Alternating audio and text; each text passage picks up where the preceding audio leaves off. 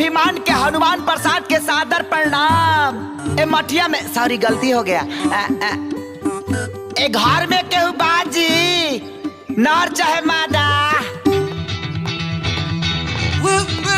आई हो दादा कपड़ा बाया था पैटवा भी टोर ले भी कार है। ते कौन है इसरे?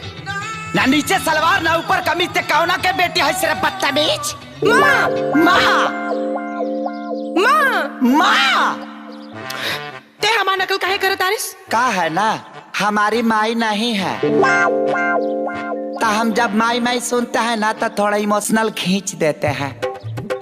माँ माँ माँ स्वीटी कौन बड़ा खुशिया गल मार के मगावे? बड़ा ना माता जी बेचारा घुसल बा।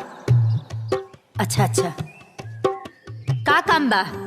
बात ऐसा है ना वो चौक पर हलवाई है ना चोखवा वो बोल रहा था कि आपके घर में रसोईया का जरूरत है और हम सोचे और नौकरी खींचने के लिए आ गए। का बनावेला? कच्ची पक्की के साथ है अध कच्ची का भी ट्रेनिंग जम के लिया हूँ। अद कच्ची? हाँ हाँ हाँ वही अमीन चाउमीन बर्गर पिज्जा। माँ ई रसोईया एकदम परफेक्ट बा। अच्छा अच्छा तो 5,000 रुपया महीना, खाना पीना रहना फ्री और साल में 2 सेट कपड़ा मंजूर? अरे माताजी